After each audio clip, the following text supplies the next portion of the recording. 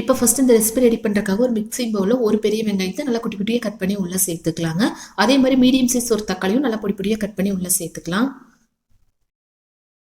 இப்போ இதுக்கு தேவையான உப்பு சேர்த்துக்கலாங்க. சேர்த்துட்டு ஒரு 1/4 டீஸ்பூன் அளவுக்கு மட்டும் மிளகாய் தூள் சேர்த்துக்கலாம். நீங்கள் விருப்பப்பட்டீங்க அப்படின்னா ஒரு பச்சை மிளகாயை நல்லா பொடி பொடியாக கட் பண்ணி கூட உள்ளே சேர்த்துக்கலாங்க. நான் பச்சை மிளகாய் எதுவும் சேர்த்துக்கல. அதுக்கப்புறம் ஒரு 1/4 டீஸ்பூன் அளவு கரம் மசாலா, அதே அளவுக்கு வந்து சீரகத்தூள் சேர்த்துட்டு கொஞ்சமாக மல்லி இலைகளை குட்டி குட்டியாக கட் பண்ணி உள்ளே சேர்த்துக்கலாங்க. இப்போ லாஸ்ட்டாக இதில் வந்து கொஞ்சமாக எலுமிச்சம்பழம் சாறு சேர்த்துக்கலாங்க. அதிகமாக சேர்க்க தேவையில்லை. இந்த மாதிரி சேர்த்துட்டு ஒரு ஸ்பூன் வச்சு நல்லா இந்த மாதிரி மிக்ஸ் பண்ணி விட்டுறலாம். இதெல்லாம் ரெடி பண்ணிவிட்டு ஒரு அகலமான பாத்திரத்தில் கொஞ்சமாக தண்ணி எடுத்து ஒரு அப்பளம் எடுத்துக்கலாங்க. எடுத்து லைட்டாக இந்த மாதிரி நனைச்சி எடுத்துக்கலாம்.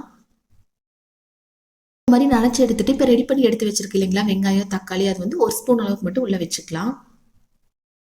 நெக்ஸ்ட் ஒரு சின்ன பாத்திரத்தில் கொஞ்சமாக கார்ன்ஃப்ளவர் லைட்டாக தண்ணியில் நனைச்சி எடுத்து இந்த மாதிரி ஃபுல்லாக அப்ளை பண்ணி விட்டுறலாங்க. ரொம்ப ஈஸியாக வேணும் அப்படிங்கிறவங்க இந்த மாதிரி லைட்டாக மடித்து எடுத்துக்கோங்க. இல்லை கொஞ்சம் சமோசா மாதிரியெல்லாம் வேணும் அப்படிங்கிறவங்க அந்த மாதிரி கூட ட்ரை பண்ணிக்கலாங்க. ஃபர்ஸ்ட் இந்த மாதிரி ரெடி பண்ணி எடுத்து வச்சுருக்கேன். நெக்ஸ்ட் அதே மாதிரி ஒரு அப்பளம் எடுத்து லைட்டாக தண்ணியில் இந்த மாதிரி நனைச்சி எடுத்துக்கலாங்க. கொஞ்சமாக எடுத்து உள்ளே வச்சுக்கலாங்க. அப்பள சைஸ் வந்து கொஞ்சம் பெரிய சைஸாக இருக்கிற மாதிரி இருந்துச்சு அப்படின்னா அந்த வெங்காய தக்காளியெல்லாம் கலந்து எடுத்து வச்சிருக்கேன் இல்லைங்களா, அது கொஞ்சம் அதிகமாக கூட உள்ளே வச்சுக்கலாங்க. வச்சுட்டு இந்த கார்ன்ஃப்ளவர் சுற்றி அப்ளை பண்ணி விட்டுட்டு உங்களுக்கு எந்த ஷேப்பை வேணுமோ அதுக்கு தகுந்த மாதிரி நீங்கள் ரெடி பண்ணி எடுத்துக்கலாங்க.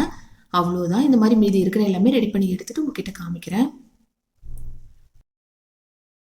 இப்போ நெக்ஸ்ட் ஒரு கடாயில் கொஞ்சமாக எண்ணெய் சேர்த்து லைட்டாக சூடானதுக்கப்புறம் மீடியம் ஃப்ளேம்க்கு மாற்றிட்டு இந்த மாதிரி ஒவ்வொன்றா உள்ளே சேர்த்து பொரிச்சு எடுத்துக்கலாங்க.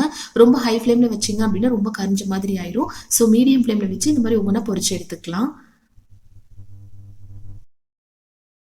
அவ்வளோதாங்க. இந்த மாதிரி பொன்னிறமாக வந்ததுக்கப்புறம் எண்ணெய் ஃபுல்லாக வடிச்சிட்டு இந்த மாதிரி ஒரு பிளேட்டுக்கு மாற்றிக்கலாம். இந்த மாதிரி மீதி இருக்கிற எல்லாமே நம்ம ரெடி பண்ணி எடுத்துக்கலாங்க. எண்ணெய் அதிகமாக சேர்க்க தேவையில்லை.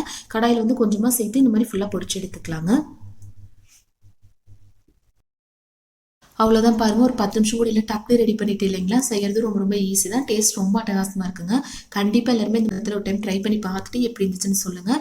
இந்த வீடியோ யூஸ்ஃபுல்லாக இருக்குன்னு நினச்சிங்க அப்படின்னா லைக் பண்ணுங்கள், ஷேர் பண்ணுங்கள். நம்ம சேனல் ஃபஸ்ட் டைம் வந்தீங்க அப்படின்னா மறக்காமல் சப்ஸ்கிரைப் பண்ணிவிட்டு பக்கத்தில் இருக்கிற பெல் ஐக்கானில் ஆல்ங்கிற ஆப்ஷன் கிளிக் பண்ணிடுங்க. தேங்க்யூ.